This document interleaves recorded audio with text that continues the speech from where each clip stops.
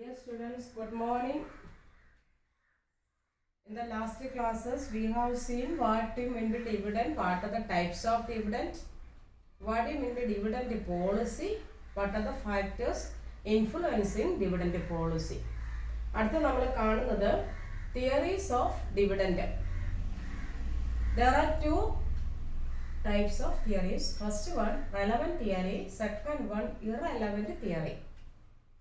Relevant theory was put forward by Walter and Gordon. There are two theories. Walter's theory, second one Gordon's theory. Okay, Walter and Gordon, they put forward and they are of the opinion that dividend decision is relevant. By appropriate dividend policy, value of the firm can be maximized or share price can be maximized. When the share price increases, value of equity increases, thus market value of the firm increases. So they are of the opinion that appropriate dividend policy influences the value of the firm. So they say that, or they have said that dividend decision is relevant. Why? Because it affects the value of the firm. Among the relevant theory, first we are going to see Walter's theory. Walter are of the opinion that dividend decision is relevant. By suitable dividend policy, value of the firm can be maximized. When a company has earned profit, the profit can be utilized either for paying dividend or for using it as additional capital by retaining in the business. So finance manager has to take a decision regarding the allocation of earnings in the form of dividend or in the payment of, in the retaining of earnings. Walter said that by suitable dividend policy, value of the firm can be maximized. While going to the conclusion, Walter put forward that while determining the dividend decision or dividend policy, R and KE is to be compared. What will be R? R means the rate of return. The rate of return on the capital employed. KE means cost of equity capital. Okay. So if R is greater than KE, that firm is called growth firm. That is, the rate of return on the investment or on the capital employed is higher than the cost of equity capital. That firm is called growth firm. For the growth firm, appropriate DPR, appropriate dividend policy or appropriate DPR is 0. That means dividend kodukanda. That means 100% earnings are to be retained.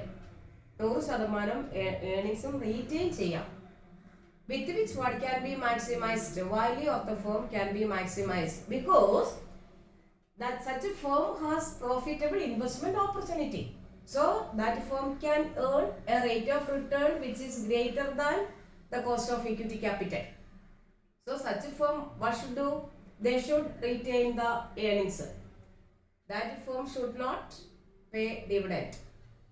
When they have retained the earnings or 100% retention ratio, value of the firm will be the maximum or market price of the share will be the maximum. Second one, R is lesser than KE. That firm is called declining firm.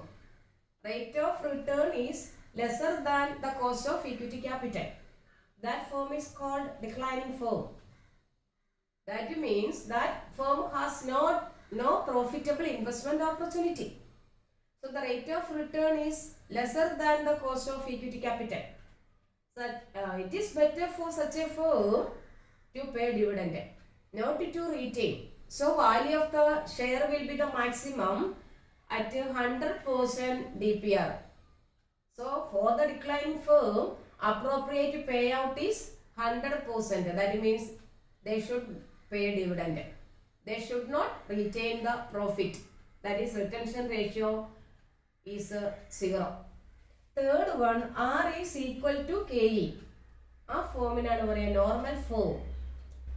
Rate of return and cost of equity capital are the same. That is normal form.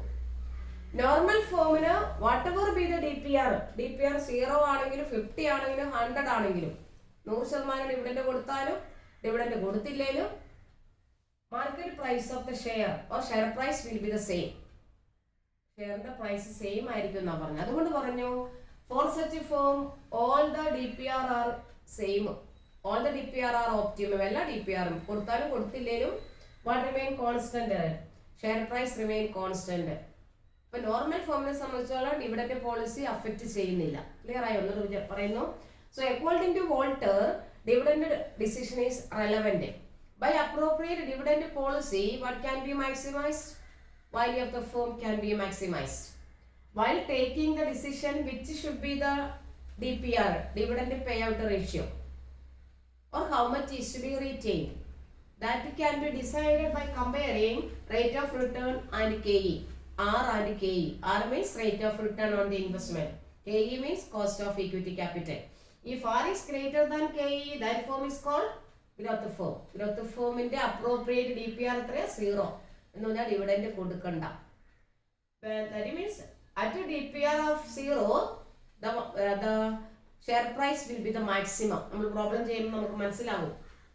Dividend കൊടുക്കാതിരിക്കുമ്പോൾ ആ DPR 0-ലുള്ളപ്പോഴാണ് they get the price of the share is the maximum. And R is lesser than KE, that form is called declining firm. Declining firm means that firm has no profitable investment opportunity, so they can't get a higher rate of return when compared with the cost of equity capital. So for such a firm, it is better to pay dividend. അപ്പോൾ അവരുടെ optimum pay out എത്രയാ? 100%. 100% dividend കൊടുക്കുന്നതായിരിക്കും നല്ല. അവിടെ ആയിരിക്കും price, share price will be the maximum. Third, R is equal to KE, that form is called normal form. For normal form, all the DPR are optimum. That means whatever be the DPR, price of the share remains constant. Okay. Then, Volta's theory is based on a number of assumptions. What are the assumptions? First one, firm uses only retained earnings and equity capital or owned fund is used as a source of finance. No borrowed fund is used. Internal source of finance മാത്രമേ ഉപയോഗിക്കുന്നു. That means owned fund മാത്രമേ ഉപയോഗിക്കുന്നുള്ളൂ. Retained earnings also used as a source of finance. No borrowed fund is utilized. Clear അല്ലേ? borrowed fund അവർ ഉപയോഗിക്കുന്നില്ല എന്ന് പറഞ്ഞാൽ firm is an all equity firm. ഏത് capital മാത്രമേ ഉള്ളൂ? ഇക്വിറ്റി ഷെയർ മാത്രമേ ഉപയോഗിക്കുന്നുള്ളൂ. ഓക്കെ. രണ്ട്, firm has long life. Firm has long life. Third, there is no tax. Tax rate remain constant. There is no tax. And R and KE remain constant. What are rate of return and KE, cost of equity capital, remain constant. So these are the assumptions. First one, firm is an all equity firm. That means retained earnings and equity capital are used as source of finance. That means no borrowed fund is used. Third, firm has long life. Then there is no tax rate. R and KE remain constant. The rate of return and KE remain constant. Then the company has either pay dividend or retain the earnings. Profit ഉണ്ടായിക്കഴിഞ്ഞാൽ രണ്ട് option ആണ്. Either it can pay dividend or it can retain the earnings. Okay, so these are the assumptions. If these assumptions are held good, the assumptions പൂർത്തീകരിച്ചു കഴിഞ്ഞാൽ Walter പറഞ്ഞു what is relevant, dividend policy is relevant. Then how to calculate the price of the share? P is equal to, ആദ്യം ഒരു formula പഠിച്ച D1 divided by KE minus G. അല്ലെ? എന്താ D1? dividend expected at the end of the period.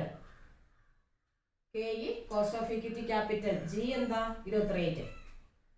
ഇവിടെ അയാൾ പറഞ്ഞ this formula was again renewed, and now we can calculate P by using the formula D plus R by KE into E minus D all divided by KE. Once again, D plus R by KE into E minus D all divided by KE. D is equal to dividend per share, DPS. D means dividend per share. R rate of return.